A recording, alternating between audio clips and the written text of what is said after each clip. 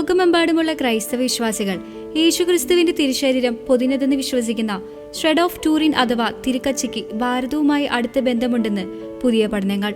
ഇറ്റലിയിലെ പാദുവ സർവകലാശാലയിലെ doctor Gianni ബാർക്കച്ചിയുടെ നേതൃത്വത്തിൽ നടത്തിയ ശാസ്ത്രീയ പരിശോധനകളിലാണ് ഈ വിസ്മയിപ്പിക്കുന്ന വിവരങ്ങൾ പുറത്തുവന്നത്. അത്യാധുനിക സാങ്കേതിക വിദ്യ ഉപയോഗിച്ച് തിരുക്കച്ചയിലെ പൊടിപടലങ്ങളും നാരുകളും പരിശോധിച്ചപ്പോഴാണ് ഇന്ത്യൻ ഉപഭൂഖണ്ഡത്തിൽ നിന്നുള്ള DNA സാന്നിധ്യം കണ്ടെത്തിയത്.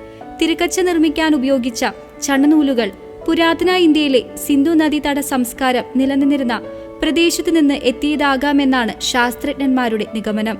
ഇന്ത്യയിൽ മാത്രം കാണപ്പെടുന്ന പയർവർഗ്ഗങ്ങൾ ഉൾപ്പെടെയുള്ള സസ്യങ്ങളുടെ ജനിതക സാന്നിധ്യം ഇതിൽ കണ്ടെത്തിയിട്ടുണ്ട്. പുരാതന സിൽക്ക് റൂട്ട് വഴി ഇന്ത്യയിൽ നിന്ന് തുണിത്തരങ്ങൾ പശ്ചിമ ഏഷ്യയിലേക്ക് കയറ്റുമതി ചെയ്തിരുന്നു എന്ന ചരിത്ര വസ്തുതയെ ഇത് ശരിവെക്കുന്നു. പഠനത്തിലെ ഏറ്റവും നിർണായകമായ കണ്ടെത്തൽ H33 എന്ന അപൂർവ ജനിതക സരണിയുടെ സാന്നിധ്യമാണ്. ഇന്ന് ലോകത്ത് വളരെ ചുരുക്കം ആളുകളിൽ മാത്രം കാണപ്പെടുന്ന ഒന്നാണിത്.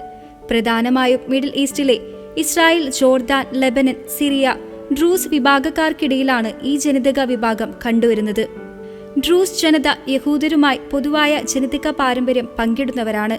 ഈ കണ്ടെത്തൽ തിരുക്കച്ചയ്ക്ക് വിശുദ്ധ നാട്ടിലുള്ള പ്രാദേശിക വേരുകൾ സ്ഥിരീകരിക്കാൻ സഹായിക്കുന്നു. ഇന്ത്യക്ക് പുറമെ മിഡിൽ ഈസ്റ്റ്, കിഴക്കൻ ആഫ്രിക്ക, യൂറോപ്പ് എന്നിവിടങ്ങളിൽ നിന്നുള്ള ജനിതക അടയാളങ്ങളും തിരുക്കച്ചയിലുണ്ട്.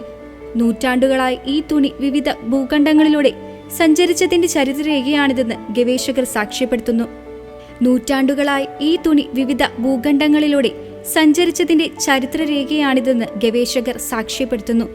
നിലവിൽ ഇറ്റലിയിലെ ടൂറിനിലുള്ള സെയിന്റ് ജോൺ ബാപ്റ്റിസ്റ്റ് കത്തീഡ്രലിൽ സൂക്ഷിച്ചിരിക്കുന്ന ഈ തിരുശേഷിപ്പിന്റെ കാലപ്പഴക്കം സംബന്ധിച്ച തർക്കങ്ങൾ നിലനിൽക്കുന്നുണ്ടെങ്കിലും പുതിയ ജനിതക വിവരങ്ങൾ വിശ്വാസികൾക്കും ശാസ്ത്രലോകത്തിനും ഒരുപോലെ ആവേശം നൽകുന്നതാണ്.